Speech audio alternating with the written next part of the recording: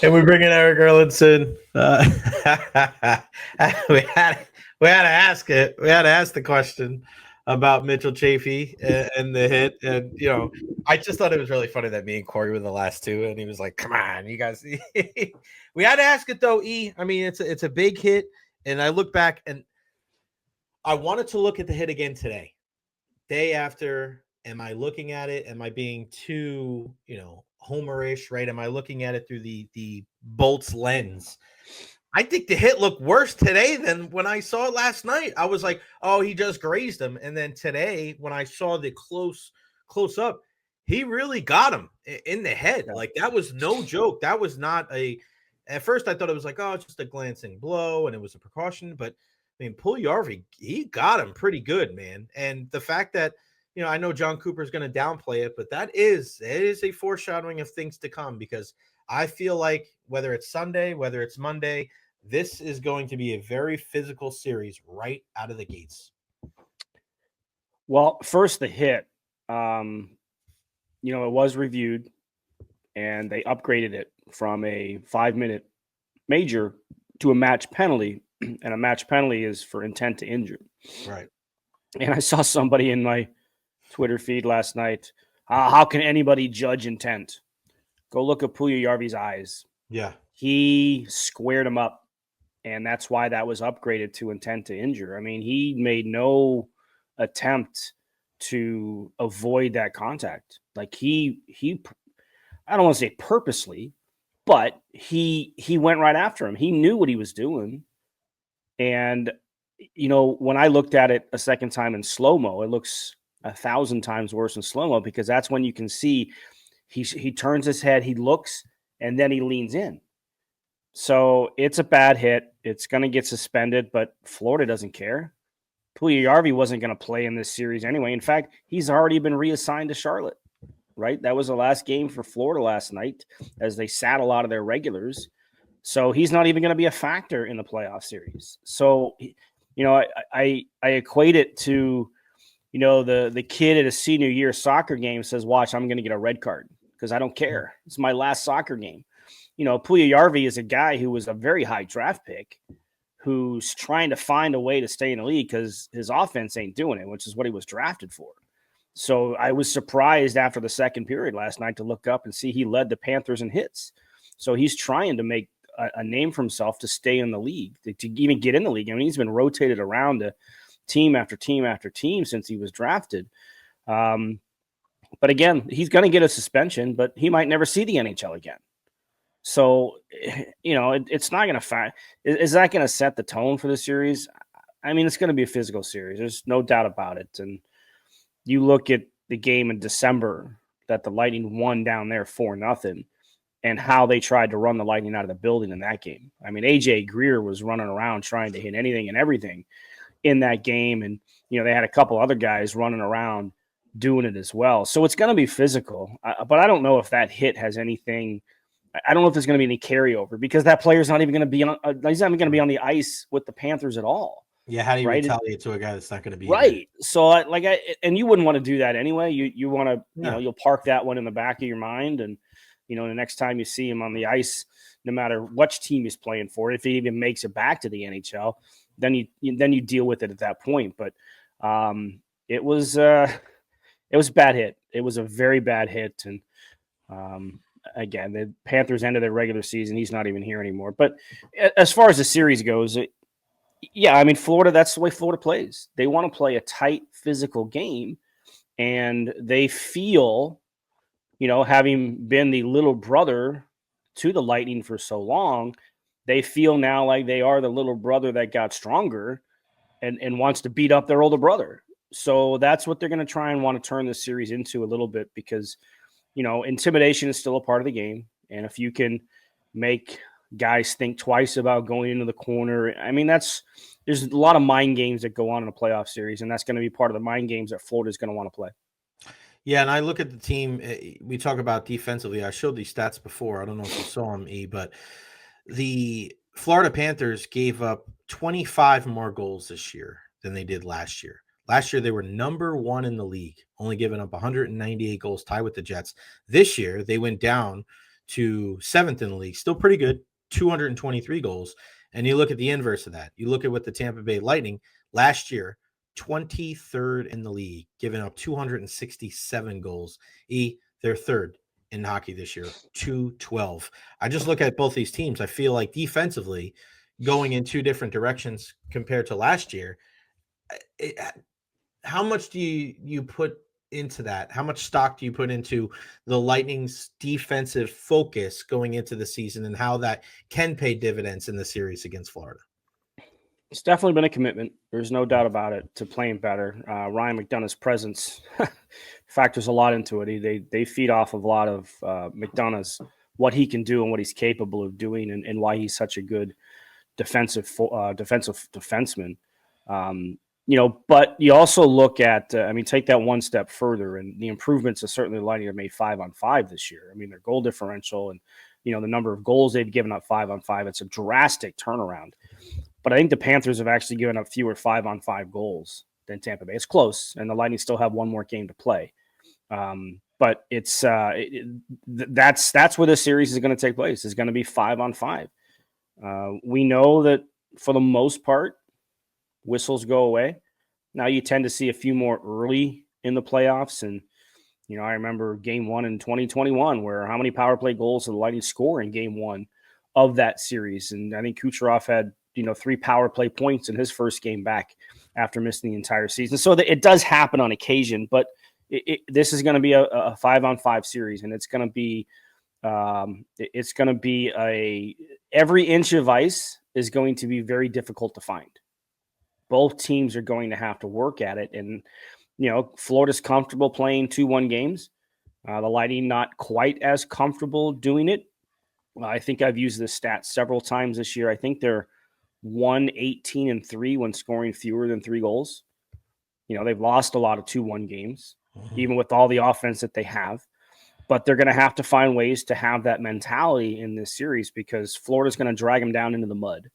And you're going to have to be comfortable getting dirty. And I don't mean dirty as in Jesse Puljujarvi dirty. Yeah, I know. 139 goals given up for the Panthers 5-on-5, 141 for the Lightning. So, 2 more for the Bolts. What did you learn from the game last night that you can take over? I know there isn't a ton of things, but I looked at a couple of things. I don't trust a guy like Seth Jones back there. I think he turns the puck over way too much for a guy that they're going to depend on a lot. I think Brad Marchand's clearly not as fast as he once was. And, the rise of Conor Geekie. I other than that, I don't know if you can really take much out of that game, but is there anything else that you took out of that game last night, knowing that Florida didn't have a bunch of their horses out there? Well, I took into the factor what Yanni Gourde can do, right? He was a presence in that game last night. Obviously the 2 assists, great passes, it shows that he can still play with the top guys, right? Playing with Point Kucherov for the last couple of games. And the pass he made to Braden Point was spectacular, to send it to area, and then listening to him talk about it and how all of that went through. I love getting insight from players in situations like that, talking about how he thought Moser was going to send the pass, but then Moser gave him the pass, and then he kind of knew where he was, and he kind of felt he knew where Braden Point was going to be. He didn't realize Pointer was there. Mm-hmm. He thought he was, so he just sent it to a space into which he could get it to. It's just fascinating insight into a player's mind on the ice, because we know the game moves so fast. But his forechecking, he's a forechecking demon, right? And I think that's why he can play with Point and Kucherov, because he's a guy who can go and get the puck. On the build-up to Kucherov's goal, the one where Gourde passed it to him, Point won the puck, found Gourde in the slot, and he fed Kucherov wide open at the post. Yanni Gourde, you could see the tenacity. He went right after the guy for the puck, separated both the man and the puck from the play, and the Lightning were able to, keep that puck in the zone. So, those are the factors that Yanni Gourde can bring to this lineup, and the versatility that he can bring. Conor Geekie's confidence is through the roof right now. That shot, it's a great pass by Braden Point, but it was a little bit in his feet. Mm-hmm. So he had to make that adjustment and pull the stick in a little bit, but he still found a way to wire off a one-timer. That was a fantastic adjustment and a great shot. You hope that confidence continues to move forward here starting this weekend. Other than that, I don't know how much you can say. I think they managed the puck pretty well. There weren't too many moments where you're like, oh, we're a couple. They have to clean that up. And, you especially look at some of the other games on this homestand where just some god-awful passes, just god-awful turnovers. I mean, I can still hear Chiefs say, what do you look at? So, I can imagine what Phil was saying on the air on the radio broadcast as well. So they clean some of that up, and that's what they have to do. Florida is a team that wants you to make a mistake. They wait for you to make a mistake, and they pounce. They're going to grind you down, make you make a mistake, and then take advantage of it because they have the skill, right? The Reinhardts and the Verhaeghes and the Barkovs. I mean, they get guys that can score goals if you let them. So, and Florida's a very good forechecking team. Can you get out of your own zone cleanly? They did that last night, but again, it wasn't Florida's. Like, it was basically half their AHL team. Right. So how much can you take out of how quickly they get out of the zone? Because there's a big difference if it's Puljujarvi coming in on the forecheck and if it's Sam Reinhart coming on the forecheck, right? So I don't know that we can take much out of the way that the game was played. But I look at the way Gord played. I look at the way Geekie played. Those type of things you hope continue to factor moving forward. Having said that, now they're banged up. I've never seen this before, a team that's been relatively healthy through the entire season, and then you get like major injuries literally right at the end of the season. Mm-hmm. I mean, we don't know what Glendening's status is. He did skate yesterday. Obviously, he's not going to play tomorrow. We'll see what his status is for game one. Losing Bjorkstrand is big. Look, 4 straight games, they had a player leave due to injury, right? Glendening got hurt against Toronto. Bjorkstrand played up until the third period of the game against Detroit. Radish left the game against Buffalo, missed the entire third period. And then Chaffee last night. And, I assume Chaffee's going to miss some time too, because that was a pretty brutal blow to the head. They've already called up Cam Atkinson, so like they went into last night with 11 forwards and Chaffee got hurt. Now they're back to 11, right? So it's a tough challenge for them to overcome, but they're going to have to overcome it. What do they do, Eric, in game one if Chaffee can't go? It's a good question. Syracuse finishes up their season this week, and they have a game tonight against Hershey, and they close Friday, Saturday with the home against Utica. And they're pretty much in. They're still battling for seeding. They can finish anywhere from 3rd to 5th in their division, but they're going to make the playoffs as well. So their postseason will start, next weekend. I don't know. The fact that Cam Atkinson hasn't played much down the stretch, do you put him in the playoffs? I don't know that you can. So do you look to Syracuse? Do you bring up a Dylan Duke?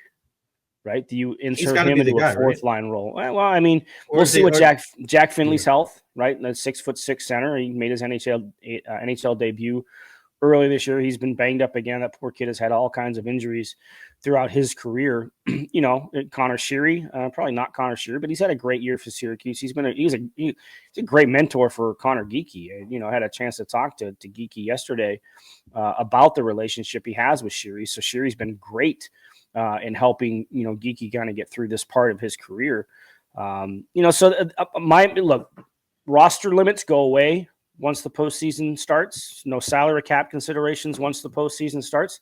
So I would have to think that they're going to bring up at least one player, because I don't think you want to go in with just 11 forwards on your roster. I think you want to have the opportunity to dress 12, even though I think they're going to go 11-7 because they've been running it for basically the past month. Yeah, Gabriel Dumont, I think, is another guy too who's had experience. He's not on an NHL contract. He's on an AHL only contract. Even in the playoffs? Yeah. Oh man, that sucks for him. Who would have been really good right now? Don't say it. Don't say it. How have we got here? How have we gotten to this point with the Isaac Howard situation where I feel like if this dude was just patient for a freaking week, dude, 7 days, this could have been completely different. This could have been the perfect time to call him up. I don't know if it's his representation or what. He wants to go and do podcasts, Barstool, and do all these different things. You want to talk about going back to Michigan State? Like, what went wrong here?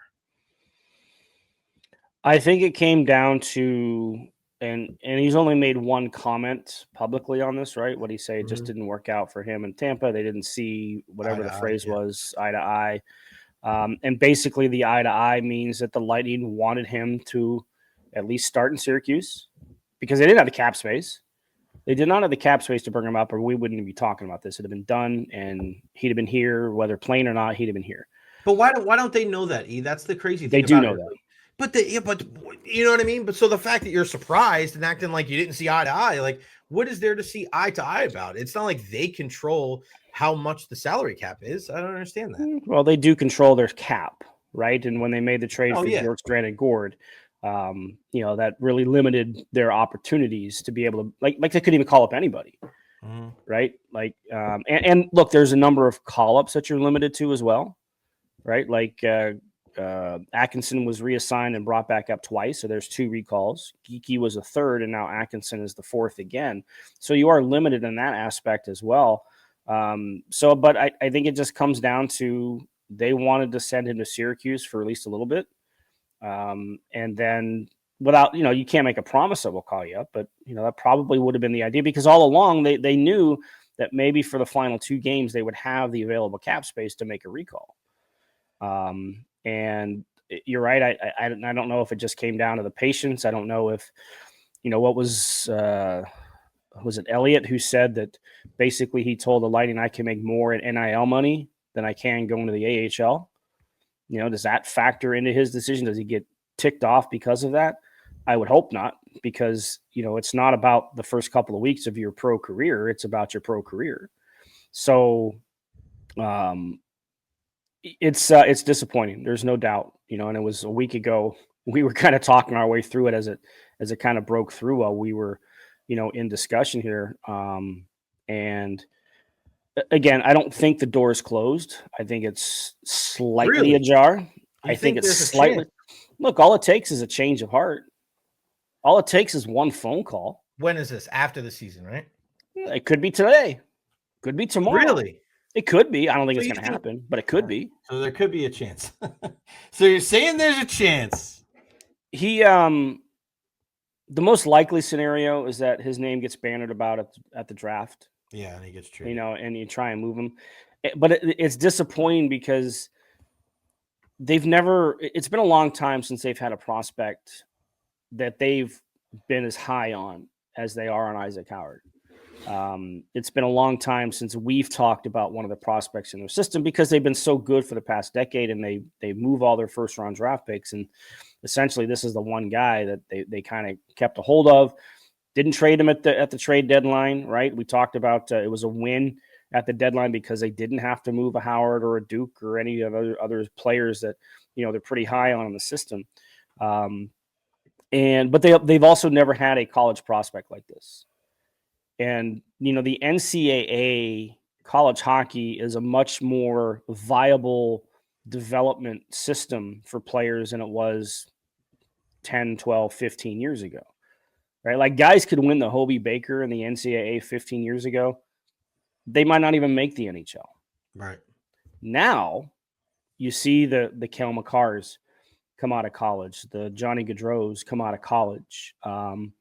It certainly started with Paul Correa, kind of set that tone and showed what, college hockey could do for players. And so they've never had this type of a high level college prospect. And the way it works with college prospects, I think we talked a little bit about this last week, is they get to their 3rd year and it's time to turn them pro.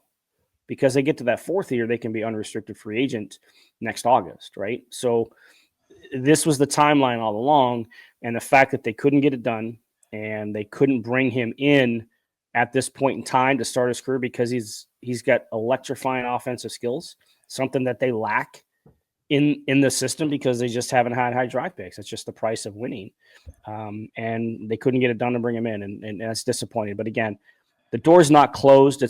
But it's only slightly ajar. Not good. Not good, man. I wish she was just a little bit more patient. Maybe we should just send him a gift basket or something. Maybe we send him a subscription to lightninginsider.com. Maybe that'll make him turn the And, tide. and just sign it. Best wishes, JBB. Yeah, right? I mean, how does Julian look? And, we look at it so much from give Julian the benefit of the doubt, but is there any thought process of Julian making a mistake here? Because, some people do look at the way that he handled the Steven Stamkos situation. Remember, Stammer said it that day. No talk, no representative reached out to my people. We didn't talk at all in the offseason. Regardless, I'm not talking about them not bringing it back. I'm just talking about the way it was handled. before. Yeah. Is this one of those things where you have to look at it now like, hey, maybe Julian needs to take a look at how he handles certain things and certain people, because this could be thrown in that same category? It's possible, right? But Julian hasn't made many mistakes in his tenure, right?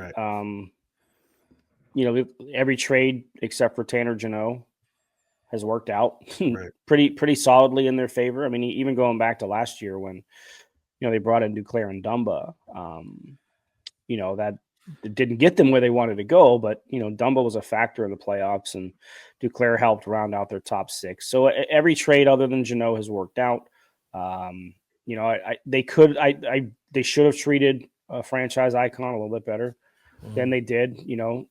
Rather than, just be upfront. If you have really no strong intention of doing this, just say it. And then, Right. that it didn't have to get to the point it did right before July 1. And this one, there's still pages to be written. There's still a chapter in this book to be written. But if Isaac Howard goes on to be a 30 goal scorer somewhere else, you're going to look back at this and say, how did you mess this up? And, so there's still time to go before we can make that determination. But, sometimes when you have success like this, you think that your way is the best way, Right? Because it's worked. But again, just because they've never had a college prospect of this caliber, like they've never had a Hobie Baker potential guy, let alone a guy who's a finalist and ends up going on to win it. In the new age of college hockey.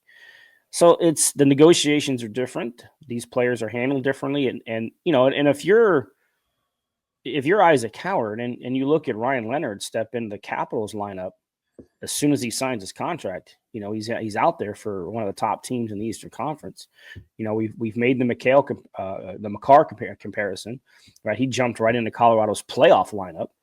I think he scored a goal in that game against Calgary when he jumped in the line. So these players are coming in more NHL ready. Are there things to learn? Of course there are. You have to be able to defend, but that's one of the things that they had talked about with his improvement was that he had become a better 200-foot player. He had put in the work and the dedication, and everything they asked him to work on, he worked on. So he said that. He said that. He offered that information up. Julian did. Well, and Stacey, I talked to Stacey Roos too for the Hockey News edition, and he mentioned the same thing about that it's a noticeable difference in his game this year compared to last year. So look, there was mutual interest, and the fact that it's got to this point, we'll let it play out before we can totally judge it, but it kind of feels like it could backfire on Tampa Bay, and there's not been many things that have backfired on Julian. What do we have up on lightninginsider.com right now, buddy? From last night's game, how it was a playoff preview, but it wasn't a playoff preview in any way. So you kind of talked about that a little bit. I'm going to sit down here, write a little story on Conor Geekie. Like I said, I had a chance to talk to him in length yesterday to kind of get some of his thoughts. And, the word that we heard John Cooper use was his game is mature from February. So that's a big part of being able to bring him back up and make the impact that he has. So I'm going to sit down and write that, and we'll get ready for the Rangers game tomorrow, and then we'll get ready for the fun when it all begins, presumably on Sunday. Not guaranteed, but presumably on Sunday. No stories on JJ Moser? No. Although you could write any kind of story about JJ Moser. That guy is a very interesting person to talk to. I love. Is he climbing the ranks? I feel like he's climbing the ranks as far as like all-time most likable Lightning players of all time. I would say so because look, In today's day and age, it's very rare that the players seek us out. Yeah, he's right, asking to us have a questions. conversation, just to have a conversation, right? It's a rare situation. For those who don't know, yesterday after morning skate, JJ Moser came up to us and was asking us, "What is the hardest part about your job? Just standing around?" And then it was like, "All right, hold on." And DeAndre Lou went to go get Eric, and he was like, "All right, hold on, Eric's got to contribute to this conversation." And he was so invested. He does it all the time. He takes forever. He takes forever to take his gear off after morning skate. He just loves talking. He invites the conversation. He does, and he's a big Man United fan. And us busting Brian Breesman's balls. Yeah, I know. Us busting Brian Breesman's balls about Arsenal and their match today against Real Madrid. They're up 3-0 on aggregate. I just saw that one of the Real Madrid players went to the stadium early today to pray outside. Oh, man, because you know what happens? If somehow, some way, Real Madrid wins 4-0, I don't know what I'm going to do, but I have to, like, choke artist or something. We got to send something for Breezer, but that'd be a lot of fun. Unbelievable stuff. I like your shirt, buddy. Tampa Bay Sun. Got to represent all day, every day. Erik Erlendsson, Lightning Wish Insider. I could go to more of their games, but I know. It coincides with too many Lightning games. No doubt about it. Erik_Erlendsson. That's a K, not a C, 2 S's after the D. LightningInsider.com. Use that promo code. You see it right there. JNZ. Get $10 off, not just this season, but every recurring season. We'll have you locked and loaded for the first 2 playoff games, and then down in South Florida as well. The coverage will be all over the place. We got you guys. Erik, appreciate it, my friend. We'll talk to you next week. I'll see you this weekend. All right. Sounds good. Thanks, Jay. Be well. Thank you, buddy. You too.